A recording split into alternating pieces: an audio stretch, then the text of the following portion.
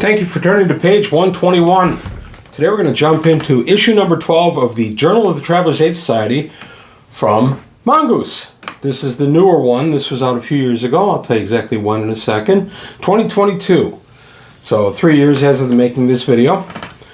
So Mongoose has done 18 volumes of JTAS in 6 volume clumps as Kickstarters. I didn't get in the first 2, but I've gotten into the last. I got into the last one. I really enjoy JTAS. I think Mongoose has done a nice job with JTAS. So here we have all the credits and the table of contents. And then we take a look at a bestiary for the Preenyak. Hailing from the Persephone system, it's been March's Lunyan. The Preenyak is a small tentacled cuttlefish-like creature. High-pitched scream and discharges a vapor that smells like rotten citrus when startled. Oh, you want some of these around your house. Absolutely, nothing like the smell of rotting oranges, huh? And there he is, handsome brute. And then we got the Wolf of the Marches. The Triple Brick is the name of the ship, and the Wolf of the Marches is, well, I'll get to her in a minute. And there we go, some nice artwork. There he is, or she is, Kariana, the Wolf of the Marches, Nakamura. And you would never expect her to be the Wolf of the Marches, but she's been doing it for over 20 years, and she's really kind of nasty. I like this character. This is an interesting character that may or may not make its way into my campaign. I haven't decided yet. She could come in, I think she'd come in as a rival to my Travelers. They're pretty well entrenched now in their little holdings in Avastin, but it'd be interesting to see her come in and try to change things. And then we have a member of her crew, Nataya Nat Class. Or Nat.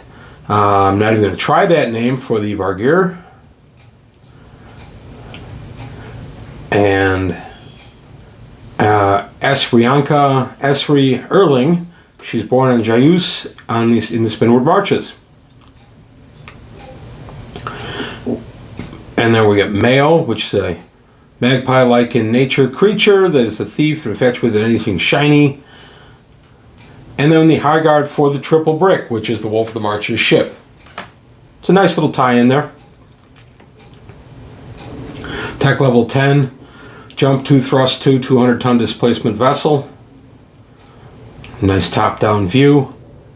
I like the deck plan. And then we get an alien. The Capriceps, nomadic people working originally uplifted from Terran goats. I like the idea of uplifted Terran goats. And there they are.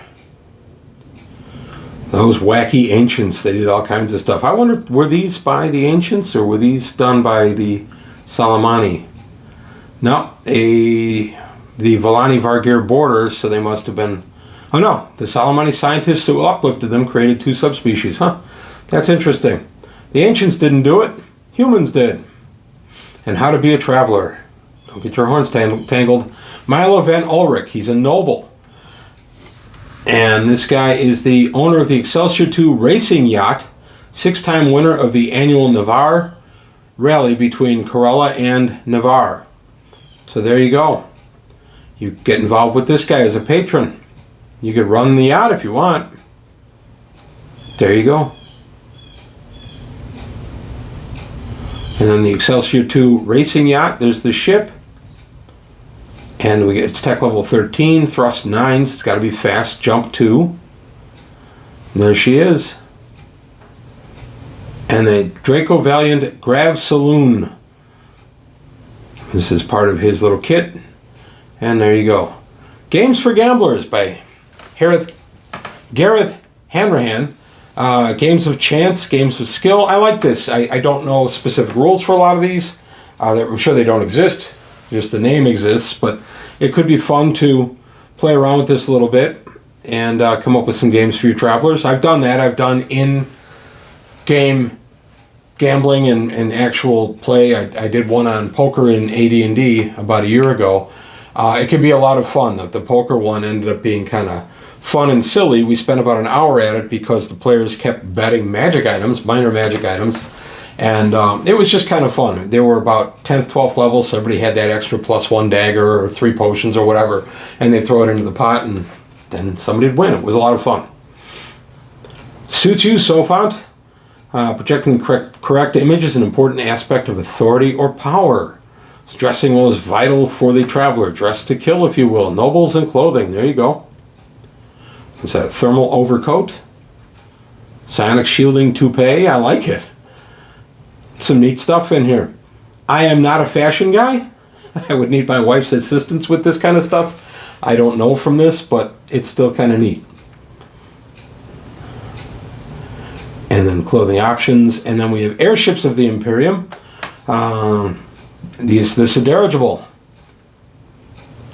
So there we go. It's a luxury airship. It's even got a pool on top. Huh, that's neat. It's a ZRM airstrike platform. It's an airship for bringing light attack aircraft to the combat theater. There you go. It's an aircraft carrier. Hostile Environment Research Outpost. The Hero. And a campaign bloat. How limited opens new plot possibilities by Martin J. Doherty. Yeah, you got to be careful of campaign bloat. That's easy to do. You have to have a campaign that's going to be big enough to account any bloat. So the campaign I'm doing for Avastin, I intentionally let them get a little bloated with cash and with materiel and things like that, simply because I had big plans for them to become movers and shakers on the planet Avastin, and that has worked out pretty well so far. Now I'm going to start hitting them with the political problems, the stuff that's literally bigger than they are. Which should be interesting. I'm excited about that into the campaign. But money is the way to bloat in Traveler. Long article. And then we have an adventure, the airline home system. And this is the Near Side of Yonder. This can take place in the Near Side of Yonder chapter of the Deep Knights Revelation campaign. This is an interesting article. I enjoyed this. And then Travelers within the home system. It's about a system that's kind of dying, kind of. Starports of the Imperium. I always love any kind of article that tells me more and more about starports. This starts us with a Class E, goes to a D, a C, a B, and an A. I like it. And they're very well defined in that article. I really enjoy that. If you're looking for stuff about starports and star towns, this is a good article for you. And then for Haggard, we have Geonese ships. Geonese are more or less the dwarves of Traveler. Back when Traveler was new, we had space elves and the Darians, and we had the Geonese as kind of the space dwarves. They moved both away from that, but back in the early days, being the early 80s, everything had to be kind of defined in terms of how they applied to D&D. So they were tech level 15 with a thrust 4 jump 4, 17,500 ton displacement, and it's streamlined. Neat. Top-down deck plans. And we have a battle rider. This is the Gort or Gorte class battle rider. The Geonese Self-Defense Force uses them. They're deemed obsolete by the Imperium battle riders. The concept is interesting. You would take a certain number of ships of a certain displacement, in this case 30,000 ton displacement. You would put a few of them on a tug. The tug would not be a fighter, would have enough weaponry to defend itself short term, but the idea was that you would bring these big ships in and they would battle ships of similar displacement, but because they had no engines for jump, they would actually have more firepower to bring to combat.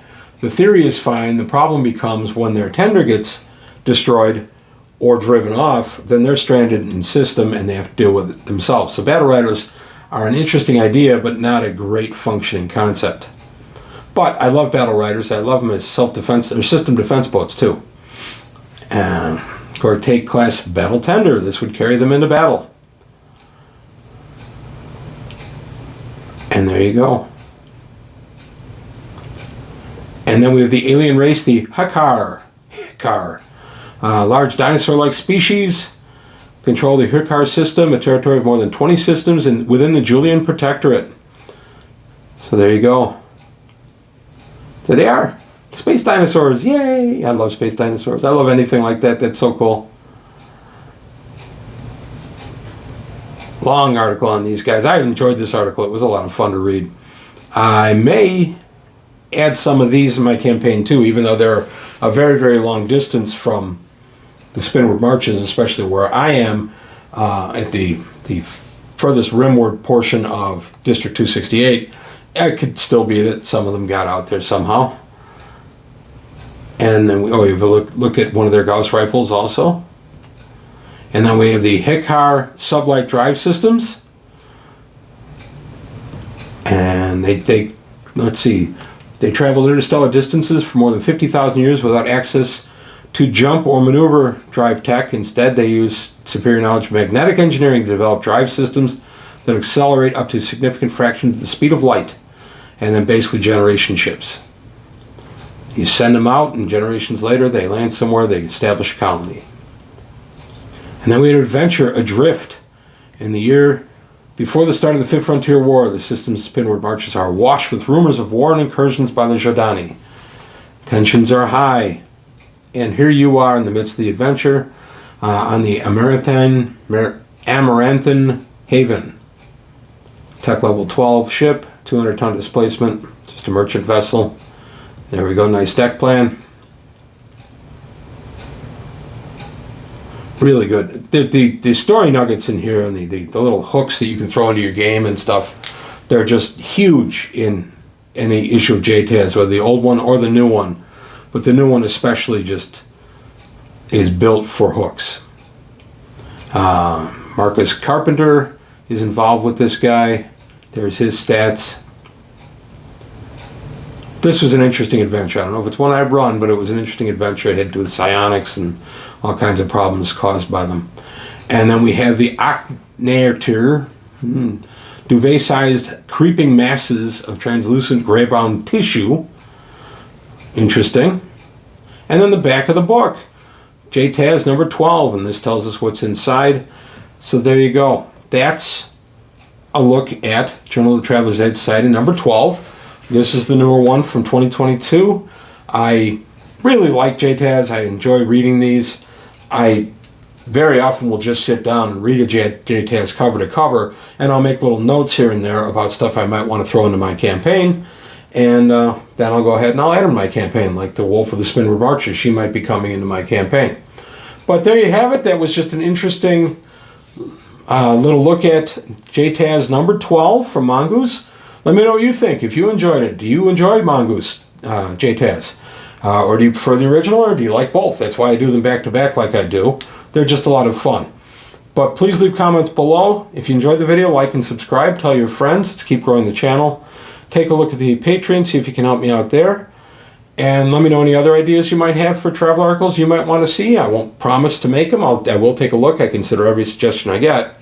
But that's all I've got today on page 121. I want to thank you for your time. Thanks for watching, and I'll see you next time.